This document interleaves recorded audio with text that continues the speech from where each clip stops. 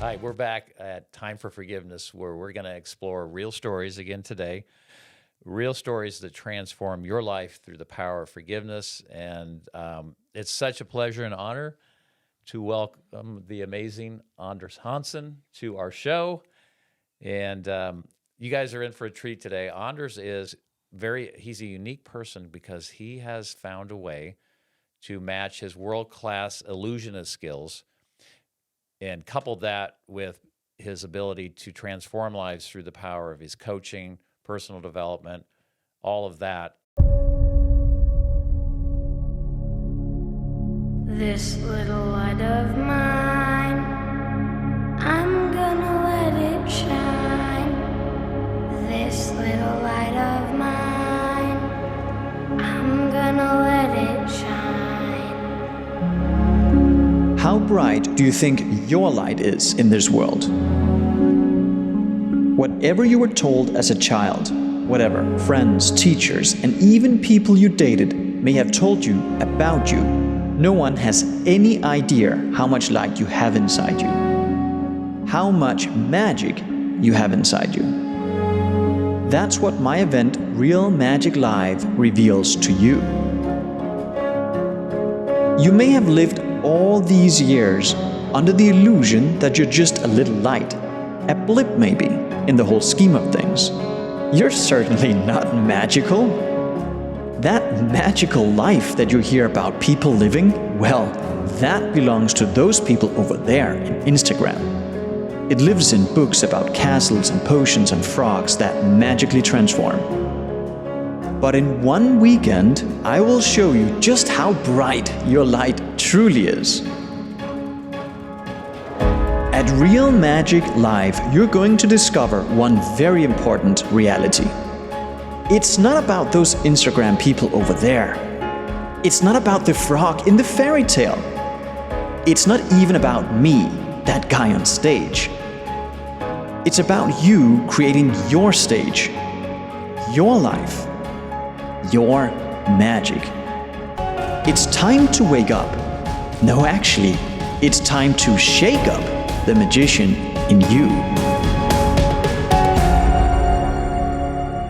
Having you here in our studio, it's just such an honor. So welcome to Time for Forgiveness. Thank you. I really appreciate you two for letting me share a little bit of my journey and my perspective on forgiveness with you guys. It really is a journey. Yeah. So do you think we should start with, your early years when you were an illusionist, performing on cruise ships and you're all over the world, but then how this pivotal moment came where everything kind of changed for you and you took a different direction. I'll let you pick it up wherever you want to start. Yeah, no, I appreciate that. I think I came to a point where a lot of people come to in entertainment. I certainly arrived at that point pretty, I guess, somewhat early. I had spent 20 years performing and producing magic shows on cruise ships and television. And it was a dream I had when I was little.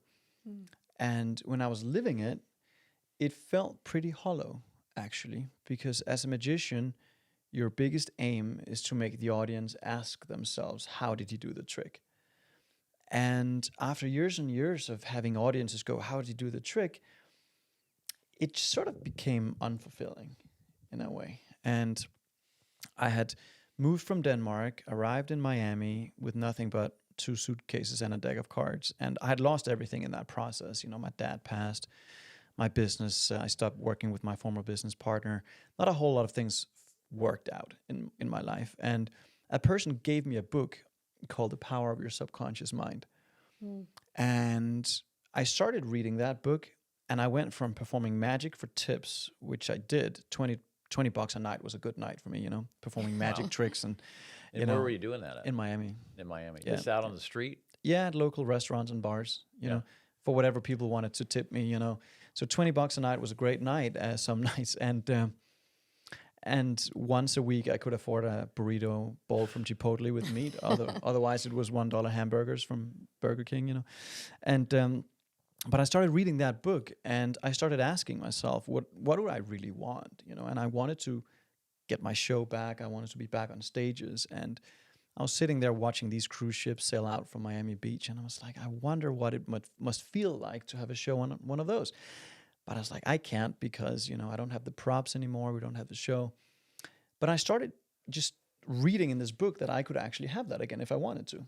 And so But what in the book was telling you that you could have that? The- I the just whole- want you to share this. Yeah, idea. no, the whole premise of the book is that we have two sides to the mind. There's the conscious thinking mind and the subjective emotional mind that is also part of everything, and that you can utilize to make more happen out of life that you want. And it sounded like, like this magic lamp. You can just sort of rub the lamp and everything Poof, appears. it shows up. Yeah, exactly. It sounded so hokey in a way. You can't just do that. But I decided to give it a shot because I had nothing to Okay. lose. I want to say that I think a lot of people go, well, you can't have that. But if you're open, If you're open. and you were open, Yeah. But I love that it started with a quality question, because most of the questions we're asking ourselves are not quality questions. That's so true, Kelly. And we're very often not even asking ourselves, what do we really want? Because we don't even consider it. That's so true.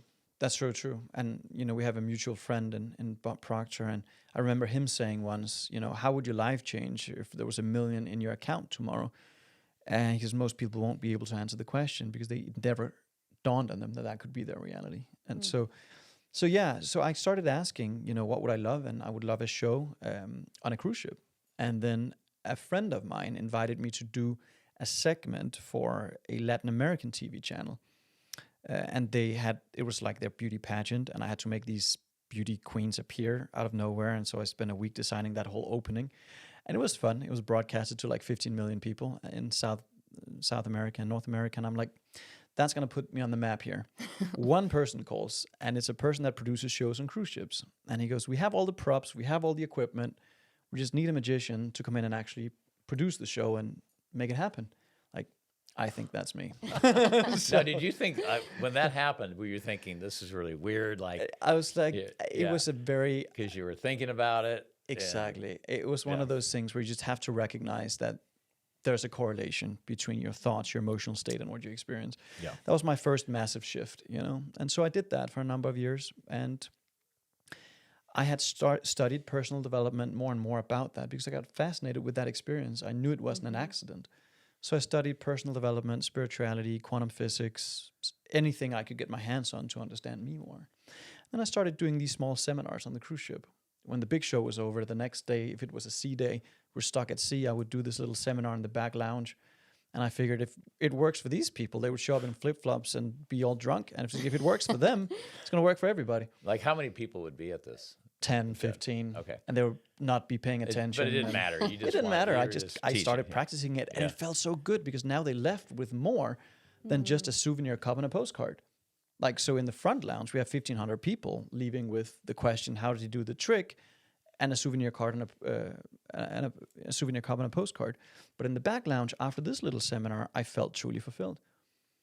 And so Well, you said they were leaving with more. What do you say more was in more was in your perspective? insight, tools, how do I improve? How do I make more out of my life?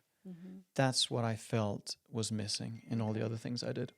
And so I just made a committed decision that was what I was going to spend the rest of my life on. And I remember going back to the dressing room, making that decision.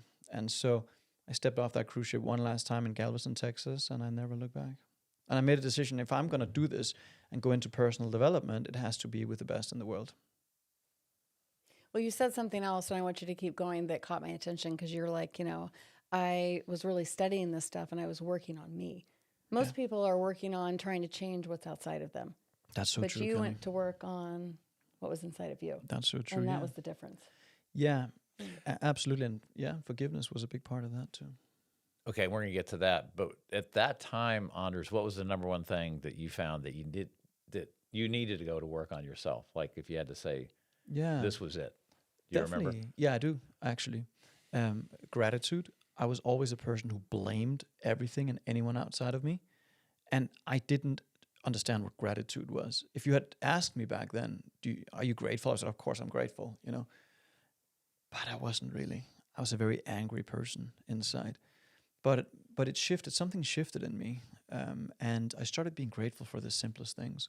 Like being alive, the sun is shining, things that I totally ignored in the past, and that was probably the biggest shift. And then forgiving myself for having what I felt like abused myself in entertainment. Really, that took a while. But abuse yourself in entertainment. Is that what in you said? entertainment, I felt like I was running faster, working harder. So I was traveling. I was flying on average 8 times a week, 8 years straight, from cruise ship to cruise ship, doing shows. It was different time zones. Sometimes I would leave out of Miami on a Tuesday morning. I would get to Belize City in the afternoon. I would board the ship, do a 7 o'clock a night show, a 9 o'clock at night show, and I would do a midnight show. In the 3 shows that night. Then we would dock in, I don't know, this island, Roatan in Honduras the next morning. I would be up again at 4 or 5 a.m. on a transit shuttle, on a plane to the capital, back to Miami or wherever else. So that was my world. It was like airport shuttles, transfer shuttles. So this idea that it was like something glamorous. Well, I was going This to is say, not- we've not the done case, right? cruises, and you see these people, and you're like, Yeah. oh, they've got a week of just This relaxation. looks like so much fun. They're Oh, having, no, they're no, no, no. entertaining people on a cruise ship. There's people that stay on the ship. All my dancers did for 6 months at a time. And then there's the fly-on entertainer, and they fly on and off.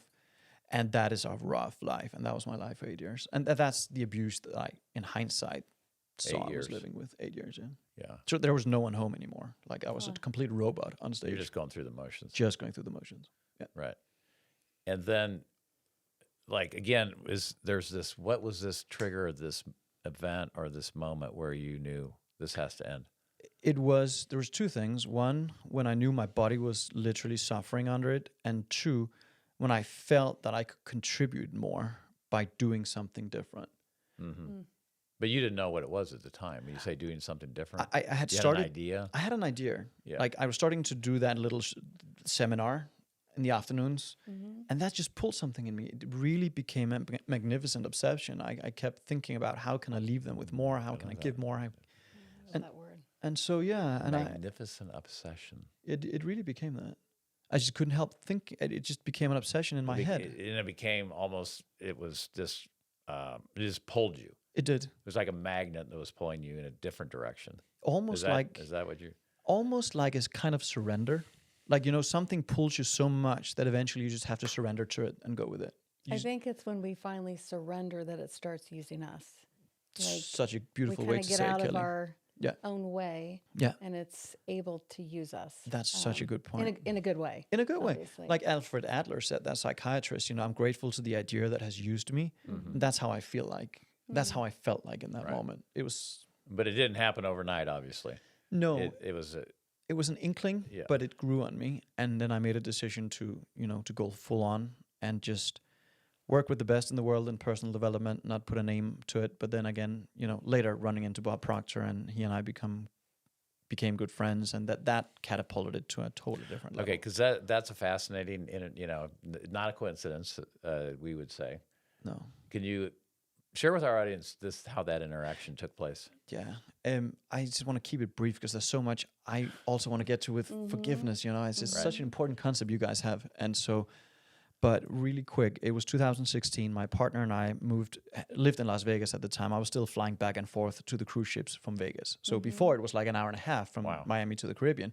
Now it's like you got to go to Mexico City, spend a night, then fly out, or go back to Miami, spend a night in a hotel, and then out. So it was nuts.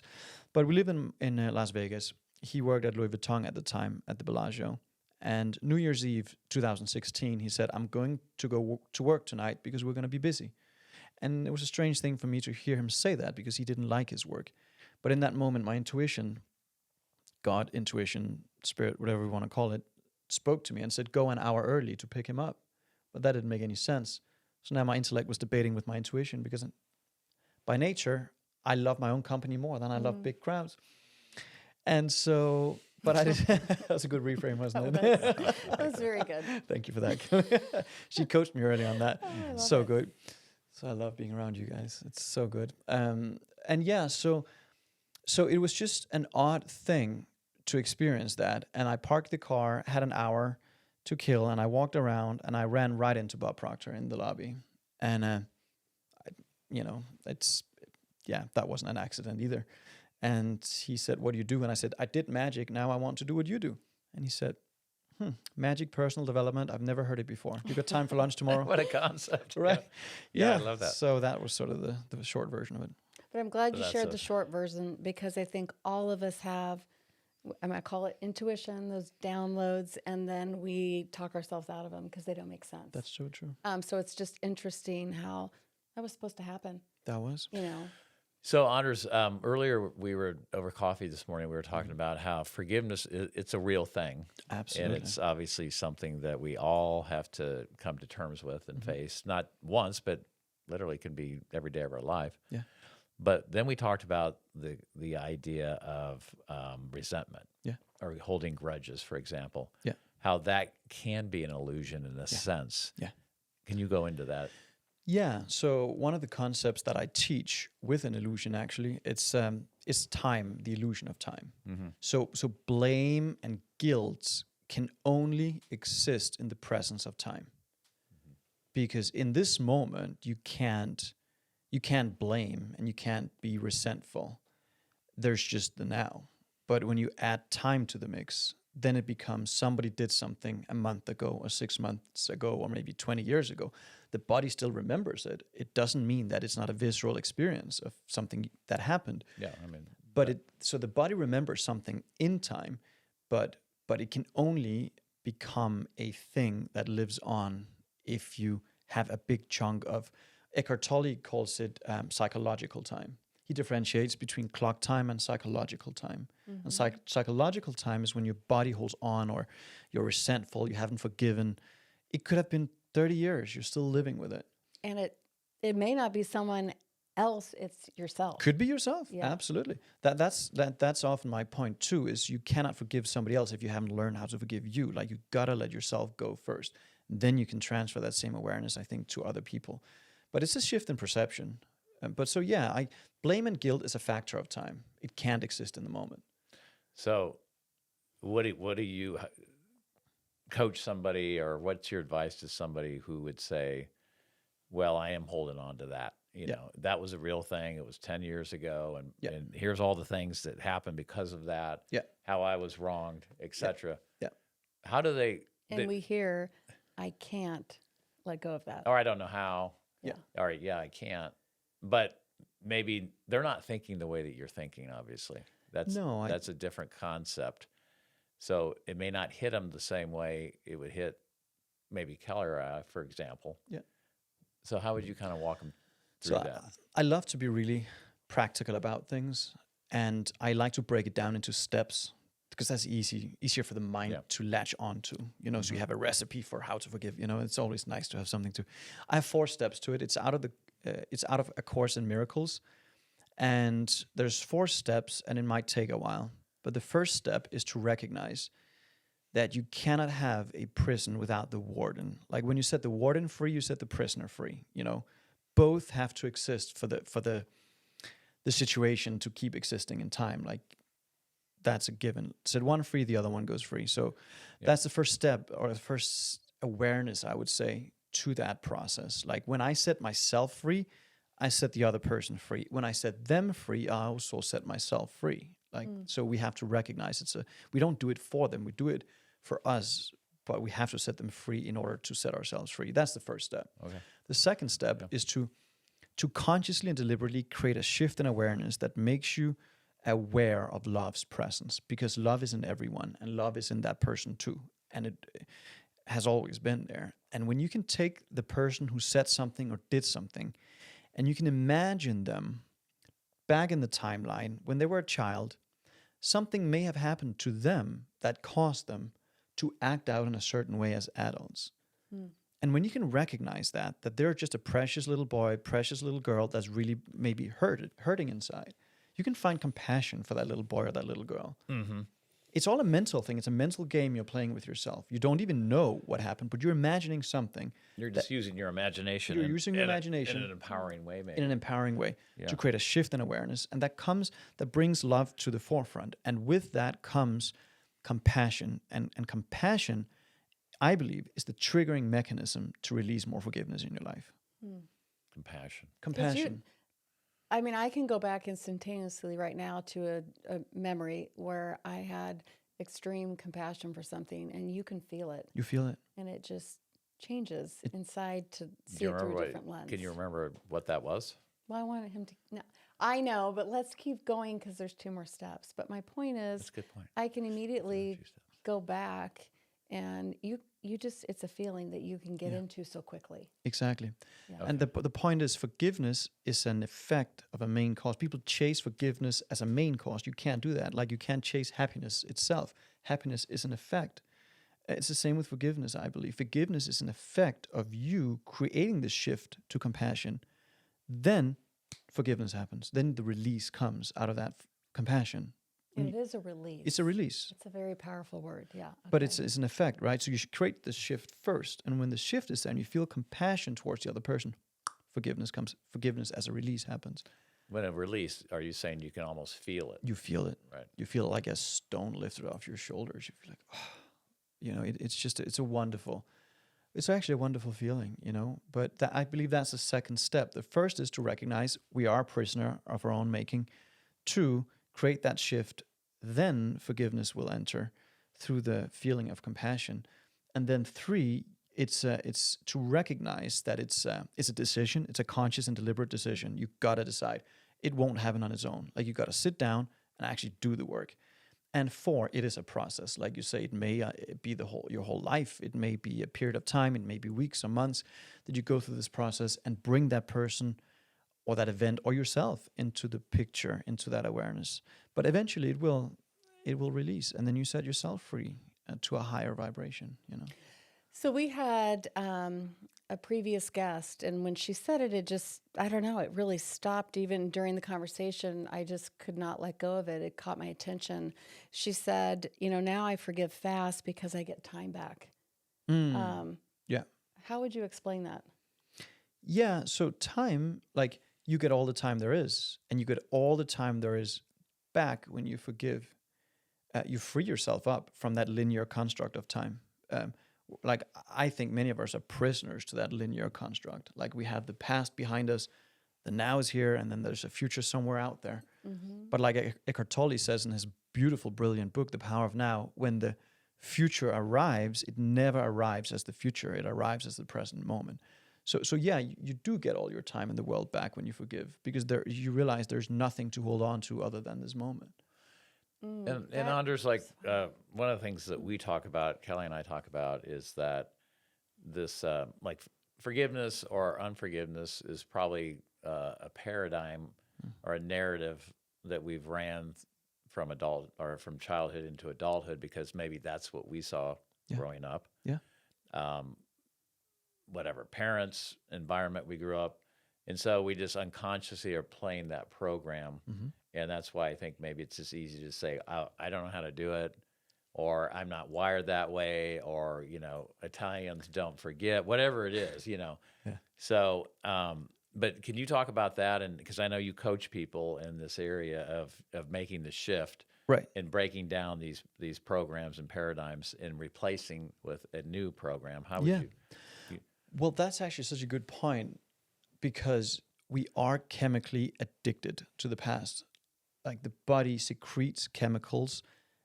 We are just a big bundle of massive molecules in a high speed of vibration, but our bodies secrete chemicals that matches a certain emotional state. And many people are married to the suffering state, let's say, and they actually get what we call secondary gains out of being in that miserable state. They get more attention. They get family going, are you okay today? Like they get something out of latching on and holding on to that state, because they give them some secondary gains. They wouldn't even know themselves if it hadn't been for that. And so, and they're chemically addicted to it. We're our own biggest, pharmacy. The body will secrete chemicals that will keep me in that state unless I consciously and deliberately decide to override the program. So in that scenario, at some level, they perceive anyway that they're gaining something by remaining in that. Most likely, it's unconscious. Yeah. Like they don't say, well, I enjoy the attention that you give me when I stay in this state. Mm-hmm. It's not a conscious thing. Yeah. Or you're feeling sorry for me. I'm getting more attention. Exactly. It's feeding my ego maybe in some way. Exactly. Yeah. Exactly. I think part of it too is at a deep subconscious level, they don't know how to be without it. That's It's like exactly become killing. its own identity. Yeah. Yeah. And so it's like, so this is very fascinating to me that we're talking about this.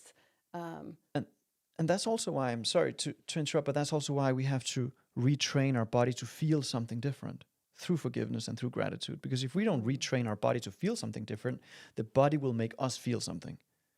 Can Okay. you just say that one Yeah, I more was time? gonna yeah, That was right. so good. I need you to Let's say it, repeat just that. even so I can hear it again. Yeah. So if we don't consciously and deliberately retrain our body to feel something different, feel forgiveness, feel compassion, so forgiveness happens, or feel gratitude, the body, the paradigm, the chemical addiction will make us feel something. And what it will make us feel will most likely be in harmony with the old program, like you say. And that's 95 to 98% autopilot. Well, obviously, today everybody wants it in some regard. Like, what's the quickest way I can do that? Yeah. If there was an app for it, Yeah. that'd be great. And I think that's why you see so relatively few people actually doing the deep work, but also getting those significant results in life, because it does take deep work and vulnerability and setting your ego aside, like you mentioned. It does take that, and it's not easy, especially not if you have family and friends around you that aren't doing it either. Well, and it all starts with an awareness, right? That I do need to make a change. Yeah. And this behavior pattern is not serving me. Right. Even though maybe for years our perception was it was serving us. It was probably in some way, or through secondary gains or whatnot. But that's why I love what you guys are doing, because you're creating such a broad awareness campaign, which it almost is, right? On the importance of changing the narrative, forgiving, letting go. Everybody's holding on to something. Yeah. Well, that saying, how you do one thing is how you do all things. And if you really can't compartmentalize this piece over here. Like, I'm not going I'm holding this grudge or, anger or whatever towards this person or some event, and then say, but over, the rest of my life is just, it's all clicking. I think that's the unawareness or the misconception that a lot of people have, that it's transcending everything. Yeah. They're just not aware of it. No. It could be, and it could even just be blocking the good that wants to come their way, right? But we're not even aware of that. We're not even aware that we are blocking the good. No, absolutely. And what you said earlier, Kelly, about people trying to fix something out there first, like we do compartmentalize because we just don't know who we are. I think that's the biggest problem. We think we are the bodies we live in, or what happened, or the education or the school we took, like all these weird labels we put on ourselves. If we just, I think, understood ourselves a bit more, we'll realize we're just energy. It's a big bundle of energy, And so you can't compartmentalize. You have to look at it as a holistic thing. So the more we work with the mind, the better the body feels, and it's all connected. You just can't isolate it. So, yeah, that's important. But knowing that the subconscious emotional mind is part of the mind, which sits right between spirit and form, and we want to change the form and the physical, well, changing this part will naturally improve this part, and people try to change this part first, like you say, right? They go the other way. So, Anders, going back to what you do in live events, you use magic or illusions, if you will, to help people metaphorically make this shift. Yeah. Is that right? That's true. In a way. And can you give an example of a? I know you've shared, I think, with Kelly and I, like, a certain person or how you did this on stage. Does one come to mind? Yeah, it does. And I should have had more foresight and brought something here. But I will send you some clips that you can incorporate maybe into the video. But illusions makes the conscious mind stop. In that moment of wonder, in that moment of what happened here, the conscious mind stops and the subconscious mind is left wide open for impression. So when you couple that state with a really important message, the mind remembers it. It can't forget about it, even if you tried. And so that's why the combination is so powerful, because there's really only three ways to affect the subjective mind, and that is through fascination, agreement, or shock. Shock is out of the picture, so we create fascination with the illusions, we tie a message to it that the mind agrees to. And now you can actually help people where we use magic as a vehicle. So as an example, I would go on stage and I would write the word impossible on a piece of paper. And I would talk about how we perceive a lot of things to be impossible in our life, and that it's a mental illusion, that we know anything is possible if you put your mind to it. And I would ask the audience, are you up for making illusions disappear today? And they would go, illusions in your life disappear. And they would say, yeah, sure. And I snap my fingers and all the letters fall off the paper and onto the floor. That the assumption is, so an illusion happens in the mind in the moment when your assumptions about something and actual reality is a mismatch. Yeah. So that's really all it is. And so the more assumptions you have, the more illusions you'll have in your life. And the more the clearer you see things, the less amount of illusions you'll have. So that's how we use them. And at Real Magic Live, which is our event where we bridge a seminar and a show, we make a person's dream manifest live on stage in front of them. And so there's a lot that goes into it, but it's done with illusions, and it creates a big emotional impact in that person, a positive emotional impact. And of course, everybody else feels it too. So can you give any, like, I'm just thinking, well, what if somebody said their dream car is a new Ferrari or what? I mean, how do you make that appear? I mean, That's the good question, isn't it? And if I told you, Bob, I would have to make you disappear. And so we don't want that to happen. All right, bad question. Okay, I have two questions. So earlier you talked about how you started to feel unfulfilled because you wanted them to have more and people want more. What do you think the more is for the majority of people that come to your events? I think so more is in our DNA because we're spiritual beings that's always for expansion and full expression. So it's a part of who we are. And I think we're taught not to want more, right? It's a bad thing. It's a greedy thing. I think it's a selfish thing not to want more, because the more you create, the more you can give, the more you can affect the world positively. So it's an individual thing, what that means for a person. It could be more health, more wealth, more happiness. But I think at the core of it, it's freedom. I think most souls just recognize the importance of autonomy and freedom. Which is connected again to forgiveness. It is. Which is freedom. Yes. And speaking of that earlier, we kind of talked in the beginning, you really didn't have the best relationship with forgiveness. That's true. That's true. I was always blaming everybody for everything. And I was a miserable person. I was always sick, always lacking something. And I was blaming myself for a lot of things. And it wasn't until I started recognizing that I was my own prisoner in my own little prison. I had built the walls, I had maintained them, I had a nice, beautiful lock on the door, and I was really good at locking it.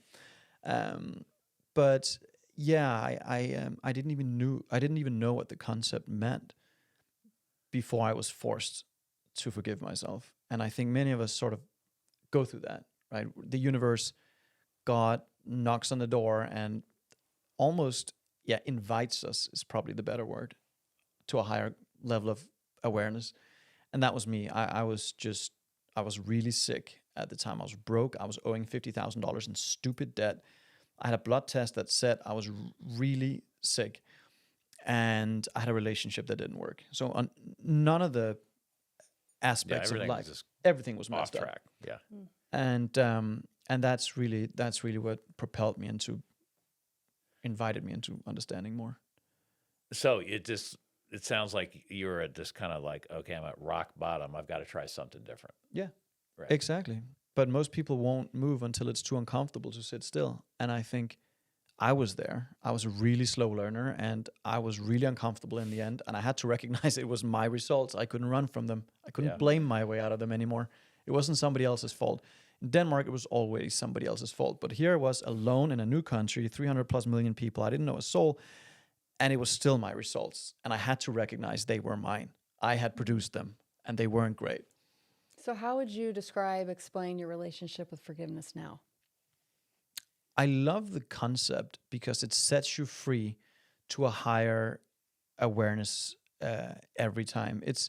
Forgiveness is freedom, and it's health, and it's everything that follows, but it happens as an effect. I think the main cause is just like we talked about before. It's gratitude, it's compassion for yourself, for other people, and so yeah, it's almost like a relationship really that you have with yourself. But I don't think it's something you do or don't do. I think it's something that you either live or don't live. It's not something you start and stop. It's a concept you live with. Like we talked about over lunch, somebody did something they shouldn't have done, and they, I made some investments that probably weren't too smart, and something bad happened, and my partner said, "Aren't you upset?" And it just flew out of me. Why would I waste my time being upset? And I recognized, what did I just say? And I would never have said that 5 years ago, but I wouldn't spend 2 minutes on that frequency. So it is a relationship, I guess, with an emotional state more than anything. And why would you not spend time on that frequency? Talk about the frequency for a second.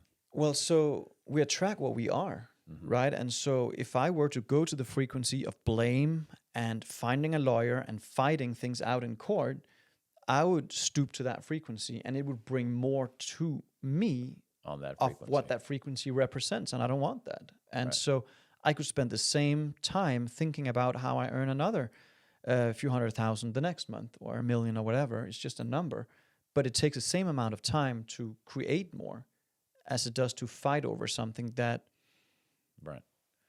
went. So I've seen people spend years on that frequency fighting things out in court, and their body starts breaking down. They can't be in that frequency. So dis-ease, like Bob Proctor always said, you need to hyphenate it. It's dis-ease. It's a body that's not at ease. And I think a lot of it comes from the mind, which is just caught up in struggle and fighting, and Anger, resentment, fear, exactly. And Yeah. I'm not going to spend 2 minutes there. That's very powerful. Thank you.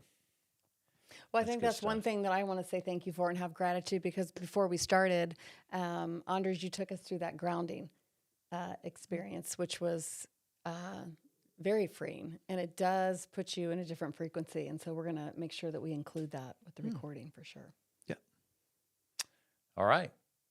Well, this has been very enlightening, Anders. It's always I really always enjoy our conversations. Likewise, and thank you for inviting me into your beautiful space here. It's truly impressive what you guys have built, so thank you very much. Thank you, Anders. It I was such an appreciate it honor to very have you much. here. Anders flew all the way from Miami to be with us today in Kansas City. But I also want to give Anders an opportunity to tell everyone what you're working on and how they can find you. Absolutely. Oh, yeah. So my website is andershansen.com. It's ANDERSHANSEN.com. And when you do /quiz, QUIZ, you can take a quiz. It's totally free, but it will reveal to you what your mind's biggest success blocker is. So I believe there's like 5 of them that blocks us the most. And this quiz will reveal to you which one of them it could be for you and what to do with it. Can you just quickly, what are the top 5? I'll No? let you be Okay. surprised. Like the Okay. element of surprise and magic. But it's does good. everybody have a block? Like, what if I said I don't feel like I mean, everything's working, I'm blah, blah, blah. So- I don't have a block. Based on But your based on your behavioral pattern, there's most likely a certain set of limitations in either one of those 5 areas that cause people to either they overwork, it's struggle, it's always hard, or living with a huge chunk of fear in their life, fear of this or fear of that. So that's 2 examples, and there's 3 more. But it's best not knowing them on forehand, because then your mind latches on to either one of them. Yeah. And then it comes from the logical mind. You want to just answer the quiz.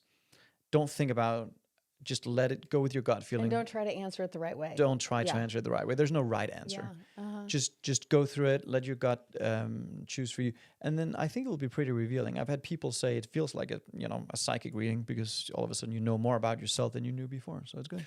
And I know we were closing, but I just have one more question, because I think that's I was going to ask earlier, and then we got onto something else. But that's something very common that we hear, a theme from a lot of people, that forgiveness is hard. It's hard. Does it always have to be hard? Well, if you believe it's hard, it will be. The subjective mind listens. And so what you made me aware earlier about me saying, well, I'm an introverted person, that's probably not true. I'm just somebody that likes to, protect my own energy and whatever not. But so it's our own language it comes back to. It's not hard. It's a process for sure, but it's not hard. unless you make it hard. You could also say, I'm so happy and grateful now that forgiveness comes so easy to me, and I let go of anything and anyone that doesn't serve me or the greater good. And so, yeah, I think it's about the relationship you have with words too. I guess that matters a lot. So good. Yeah, that's great. Well, Anders, our show goes all over the world, and I know you're going to India next year, but you don't have dates yet. We don't have dates yet, but we will Okay. be doing larger scale Real Magic Live events in India. I love India. I've been there many, many times, and it's something that calls my heart. Well, for all of our fans in India, be looking for Anders coming your way in 2025.